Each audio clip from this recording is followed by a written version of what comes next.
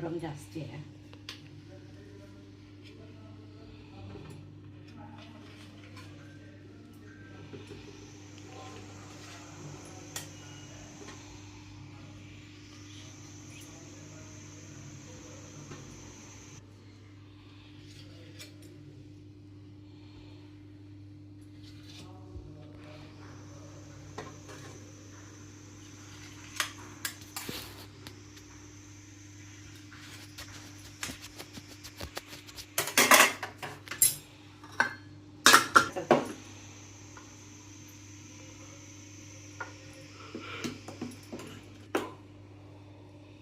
चटणीवर direct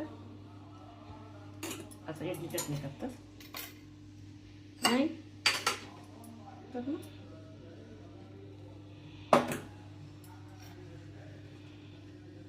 Tamil Nadu special चटणी इडली तयार आहे.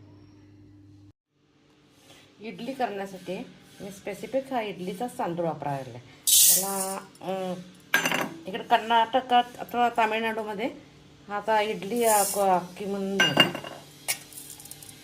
हा स्पेसिफिक इडलीचा असतो, त्यामुळं कुठलकी म्हणतात. त्यामुळं इडली चांगल्या प्रकारे तयार होते. आता ही 2 वाटे मी तांदूळ घेतले की नाही, 4च एक प्रमाण असतं. त्यामुळं आता उडदाची डाळ अर्धी वाटी घ्यायची, जास्त घ्यायची. मी उडदाची डाळ नाही घेतली, मी इडली उडीदच घेतलं.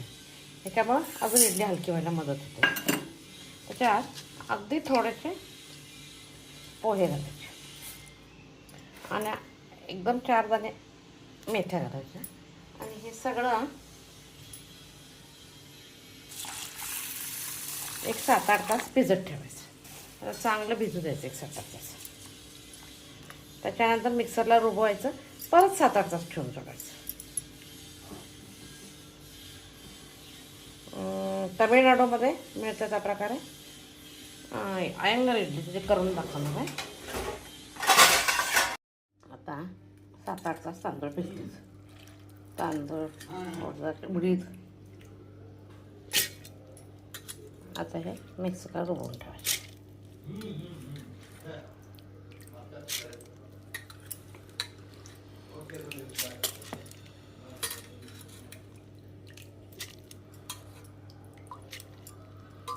हेच पाणी थोडंसं घालायचं.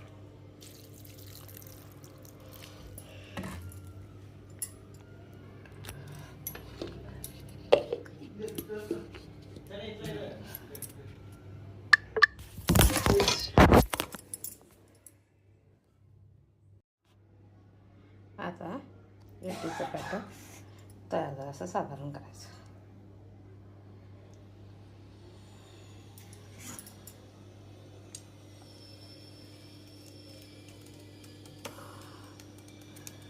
आता रात्री मी केलं आहे, उद्या सकाळी इडली करण्यासाठी पीठ फुगून वर आलं की नाही काय तयार झालं समजायचं बॅटर. हे पीठ फुगून वर आहे. आता झालं सांबार आणि चटणीसाठी. तर एक 7-8 तास उद्या सकाळी नाश्त्याला मी करणार आहे. तयार झाले पीठ. असं साधारण रवा हाताला लागायला पाहिजे, तेवढंच, बाकी काय नाही. सांबार करण्यासाठी नोगेकाय म्हणजे शेवग्या शेंगा, दुधी भोपळा, गाजर आणि हे घेतलं काय बरं बीन्स. ह्याच्यात हे सगळं अगोदर पाण्यात स्वच्छ धुवून घ्या. 1 वाटी तुरीची डाळ, अगदी थोडीशी मूग डाळ, हे सगळं वांग असलं तरी वांग घातलं तरी चालतंय, दुसरा भोपळा असला तरी घातलं तरी चालतोय. म्हणजे दुधी मी घातला दुधी आहे. अजून एक असतो की कोवाळू, त्याच्या फोडी करून घातलं तरी चालतं. बटाटा घातलं चालतं. आम्ही बटाटा जास्त वापरायला नको म्हणून आता कुकरला 2 शिट्या द्यायच्या, नाही मग नुगे काही हे होतं फार मऊ होतं. 2 शिट्या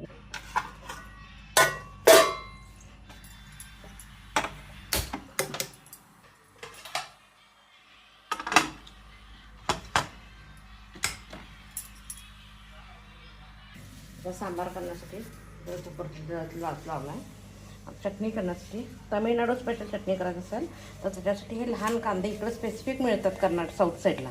आणि जर आपल्याकडं नाही मिळाले तर मोठ्या कांद्याचे मग बारीक करून घ्यायचे. पण ॲक्च्युली टेस्ट हे लहान कांद्याला. त्या कुठल्या पण फोडणीला खलबत्त्यानं दगडानं चेचायचा, चिरत वगैरे बसत नाही आणि डायरेक्ट टाकतात. खोबरं, लसूण, 4 मिरच्या, लसूण एक अर्धा पाकळा, जास्त घ्यायचा नाही. कोथिंबीर, ह्याच्यात कडलिंब घालायचा नाही मिक्सरला, चिंच आणि शेंगा भाजून घेणार आहे आणि हा कांदा पण भाजून घ्यायचा आहे. हे लहान कांदा असला तर टेस्ट चांगली असते, म्हणजे प्युअर तमिळनाडूची टेस्ट येते. नसेल तर आपल्याकडे जास्त मिळणार नाही, मग आपला मोठा कांदा जरा बारीक चिरून घ्यायचा, एक अर्धाने घालायचा, पण टेस्ट ह्याला जास्ती आहे. आता हे सगळं चिरून घ्या. आता चटणी करण्यासाठी पहिल्यांदा शेंगा भाजून घे. पलीकडं बांधकाम चाललं आहे त्यामुळे माझा आवाज कमी आहे. थोडा वेळ थांबते ते, तेवढ्यात माझा आवाज येतो.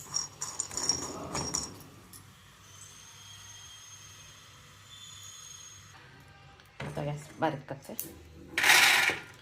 शेंगा गार होऊ देत, कांदा घालते.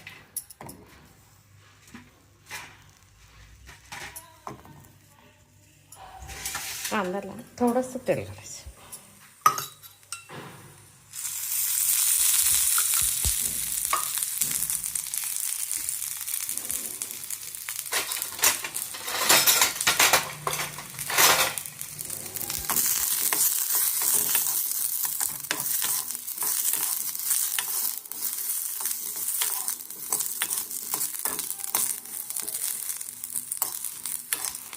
ॲक्च्युली ह्या कांद्याची टेस्ट तमिळनाडूच्या चटणीला जास्ती असते. आपल्याकडे महाराष्ट्रात हा कांदा वापरला जात नाही ना जास्ती, आणि आरोग्याला पण हा कांदा जास्त चांगला. आता गॅस बंद करते, गार होते, सगळं गार होते. मग चटणी करण्यासाठी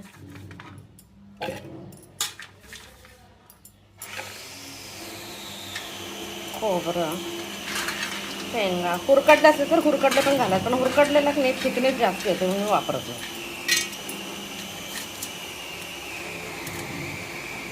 मिरची आपल्या घरी किती लागते त्याच्यावर. लसूण जास्त घ्यायचं नाही, एवढं 5-6 पाकळ्या एवढ्या घ्यायच्या. चिंच, कोथिंबीर आणि कांदा.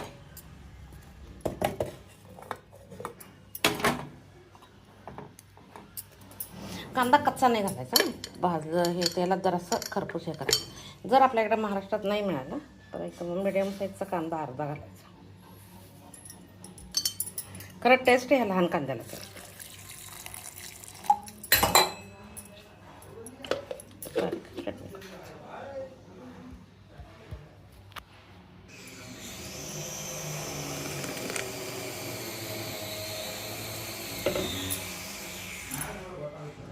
करेक्ट चटणी झाली, तमिळनाडूची चटणी करेक्ट झाली. तो कांदा घातला तर टेस्ट वेगळी. त्याच्या कांदा ह्या आपल्या नॉर्मल कांद्याच्या तिप्पट रेट असतो, तेवढाच टेस्ट असतो. चिरायचा नाही तो, जरी फोडणीला टाकायचं तरी पण हे करायचं, नुसता खलबत्त्यात चेचायचा आणि घालायचं. 1-2 वेळा चेचला की फुटतोय, डायरेक्ट घालायचं. मस्त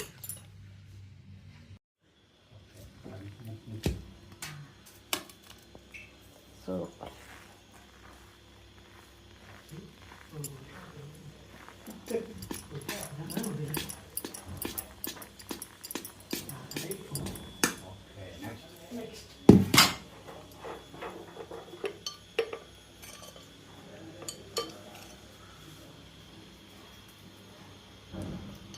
अगदी थोडंसं मीठ घालायचं.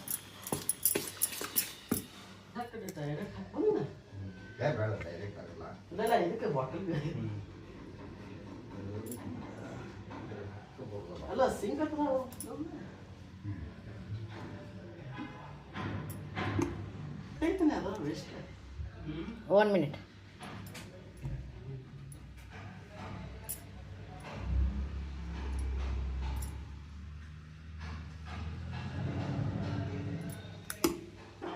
कुकरमध्ये खाली पाणी घातलंय.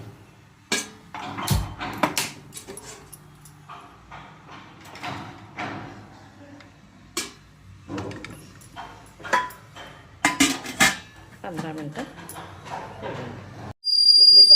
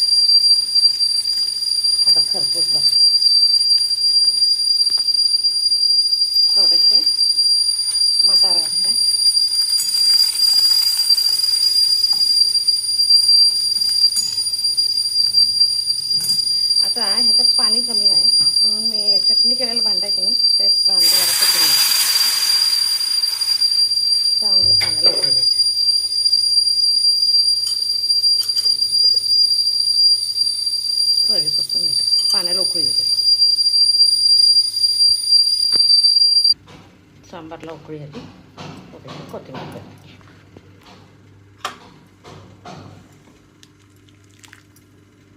आता हेवी टिफन झालं इडली म्हटलं की दुपारी ह्या सांबार करून भात केला तरी बस होतं. काहीतरी पापड किंवा भाजी करायची.